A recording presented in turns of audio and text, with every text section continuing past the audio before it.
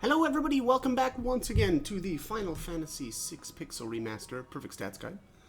The last video there, we took care of the sealed cave and made a fantastic crash landing here on the southern continent next to Miranda. So at that point, we can swap out our characters, choose whoever we want. Now, honestly, so I think that the best setup here is, and again, there may be a point where Shadow is no longer storable in Narsh, and so Shadow wouldn't be an option here. But if he is, if they leave that in and that doesn't get changed, I would recommend bringing him. And then as for your other three characters, honestly, I brought Terra here. There was no reason to really bring her, honestly, and I kind of actually wish I wouldn't have, but at the end of the day, it didn't really matter. But I think that, any of the guys that are still level 6, like Sabin, Edgar, Setzer, any of those, for sure, those three are fine to bring with. But again, it really only three of the characters that we bring here really matter. But that's also, as long as you haven't got experience on anybody that was kind of unnecessary to this point. Like, right, so the people that you take on the minecart ride are the only ones so far that have been forced to get experience. So I would say that, definitely don't take any experience here on Locke, and definitely do not take any on Terra. That is going to be important for the Themasia battle as of today. Again, with another little caveat here, which is there may be a point where they decide to change the Flame Eater battle. But as of right now, the Flame Eater fight is forcing some experience on us, which again was actually not the case in prior iterations of the game. But again, as of right now, that Flame Eater fight is. So with that in mind, we cannot take any experience on Terra or Locke here. So, that being said, what I end up doing here, and there are 5 battles, if you want a perfect score here for the Banquet, we'll have to do 5 battles. 3 of them we can run from, 2 of them we cannot. So, the first 3 are with a single soldier enemy. And again, that's completely fine. We can just run from them. And here we're doing the talking to the soldiers. There are 24 total. Again, 3 of them basically fight us, and we can run away. 1 of them we'll have to fight and actually defeat. It is is it the Mega Armor, I think? We'll see here in a little bit. But that, again, we cannot run from that one, unfortunately. And on top of that, it gives us 350 experience. So, that is one of the reasons why I take Shadow here as well. So again, there could be a point where they change Shadow, and if they do, and you can't bring him into Narsh anymore and leave him there during during the Opera House scene, right? If they do that, if they change that and you can't bring him there anymore, then you would need to level him to 6 prior to that. But if they don't, again, I recommend actually bringing him here, and we'll absorb some experience with him and actually level him during the Banquet. I guess technically it's not the Banquet, right? It's the it's the battles beforehand. But I took the opportunity in that first battle to knock out Terra. Again, I don't want any experience whatsoever on her, and so I think it just makes sense to knock her out during one of these battles with the sergeants. I love this one, and I never realized this before, but that soldier there, I think this is a bathroom, and he just said "poo on peace." I love it. I never caught that before of the probably 20 times I've played through this game.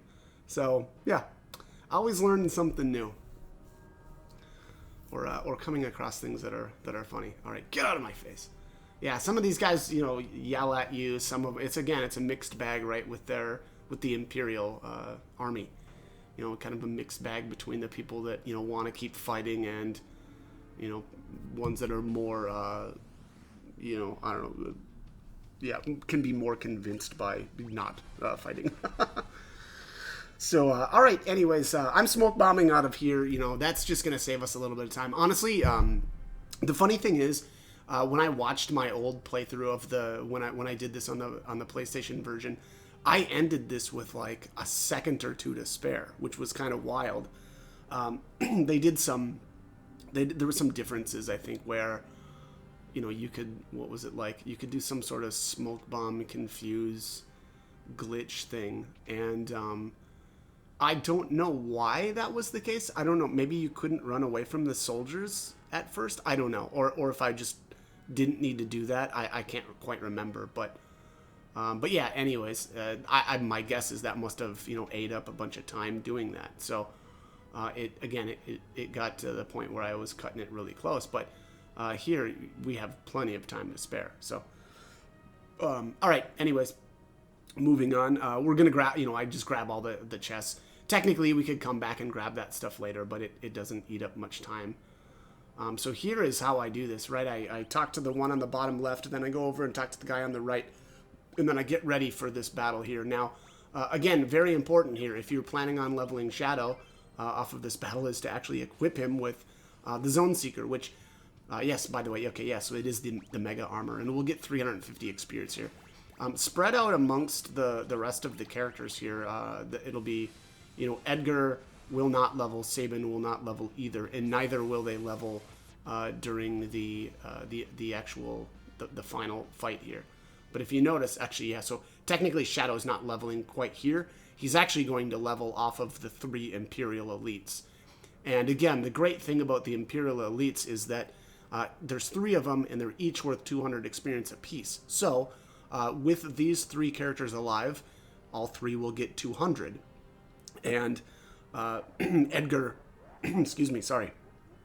Edgar still needs, like, what is it, 200, 260 or something like that to go. So he will not level. Neither will Sabin, but Shadow will, which is, again, exactly how I wanted this to play out. So, again, I always hesitate to do things like this with now that they've, you know, I did basically a full walkthrough of the game.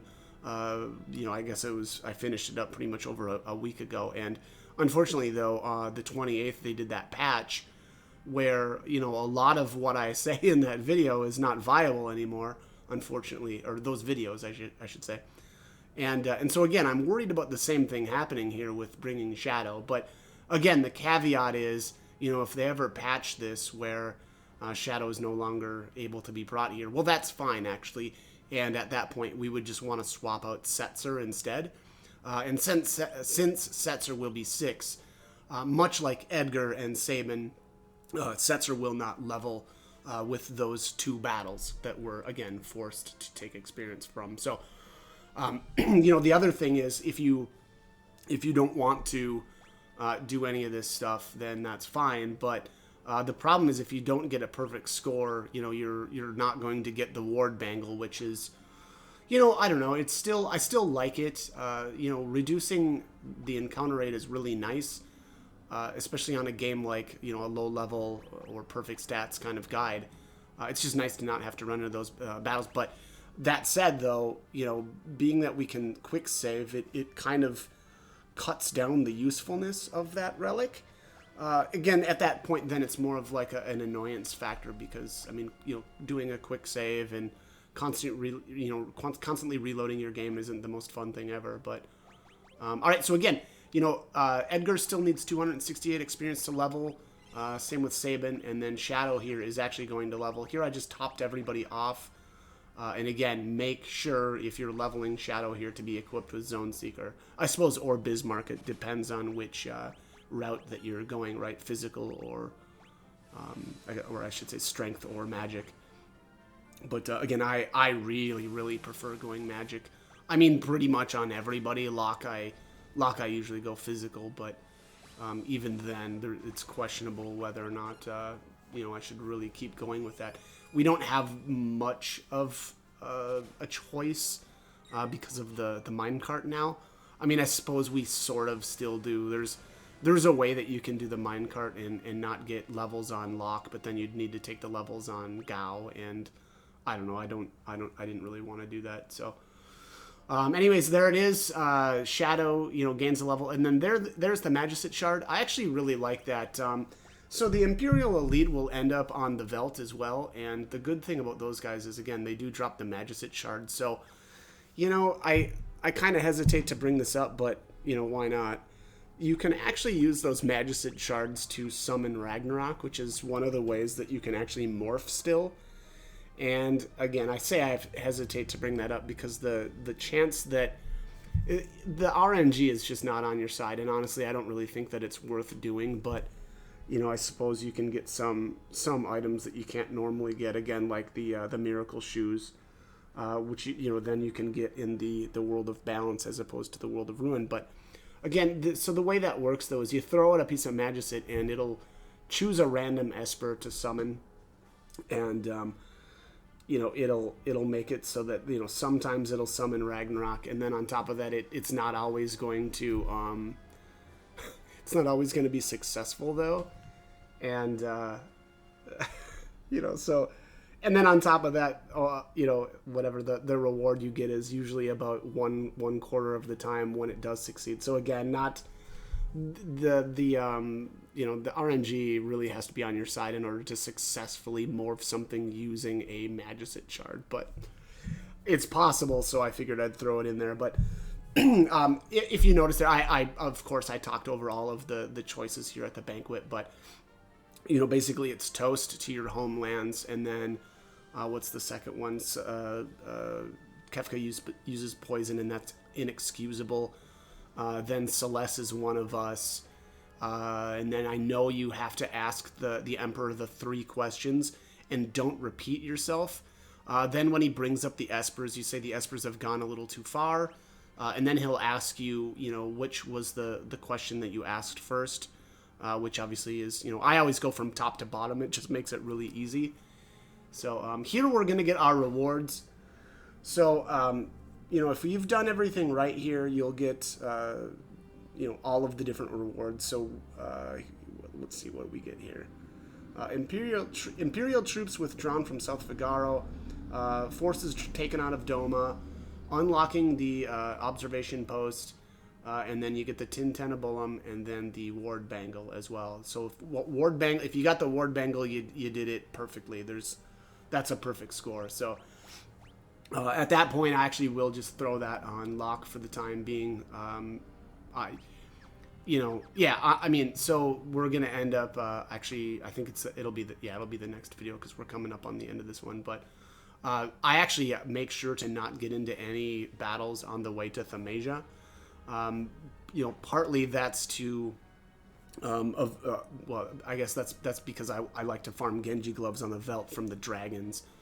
And, it's important to not run into a couple of specific formations outside of Themasia to do that.